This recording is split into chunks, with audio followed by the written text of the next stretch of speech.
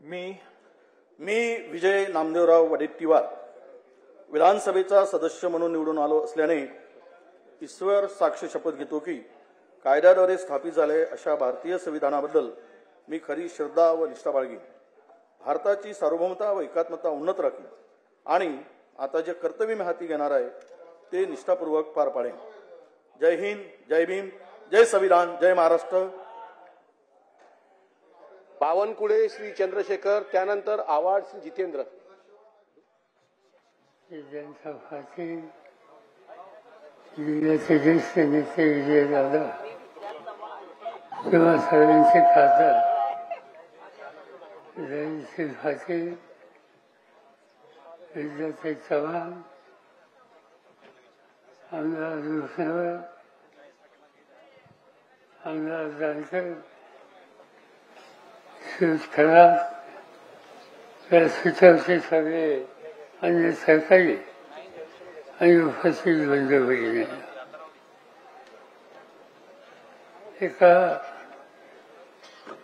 अत्यंत महत्वाच्या आणि सर्व देशामध्ये ज्याची चर्चा चालू आहे त्या प्रश्नाच्यासाठी आज आपण या ठिकाणी आलो। मी किंवा सगळ्यांना धन्यवाद देतो की या महत्वाच्या प्रश्नाच्यासाठी सर्व देशाला तुम्ही जागा केला। लोकसभेमध्ये धैर्यशील माहिती आहेत, राज्यसभेमध्ये मी आहे आणि आम्ही गेल्या 2-3 दिवस बघतोय की तिथे खासदार देशाच्या अनेक राज्याचे आम्हाला भेटतात,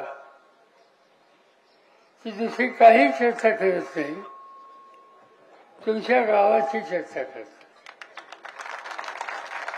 आणि विचारतात की हे गाव आहे कुठे। हे सर्व देशातल्या समंजसन राहण्या लोकांच्या लक्षात आले नाही की या गावकऱ्यांच्या लक्षात कसं आलं। आणि तुम्हा सगळ्यांचं अभिनंदन आज देश करतोय, याचा आनंद आम्हा सगळ्यांना आहे। हे घडलं कशाचं? परवा झालेली निवडणूक आणि त्या निवडणुकीतून निकाल लागतात, लोक निवडून येतात, कधी पराभव होतो, काही तक्रारी येतात, नाही असं नाही। पण समान देशाला, समान राज्याला निवडणुकीच्या संबंधीची आस्था हे असताना त्यांच्या मनात शंका काय येते?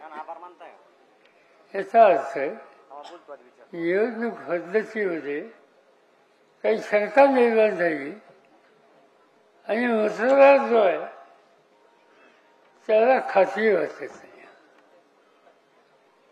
म्हणजे काय, आता आपण ईव्हीएमद्वारे हे मतदान घेतो, तुम्ही वतन दाबता,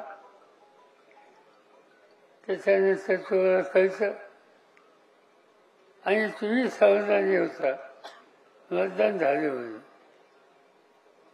पण काही निकाल असे आले की त्यामुळे तुमच्या मनात शंका आली आणि एकट्या तुमच्या मनात नाही, अनेक लोकांच्या मनात शंका आली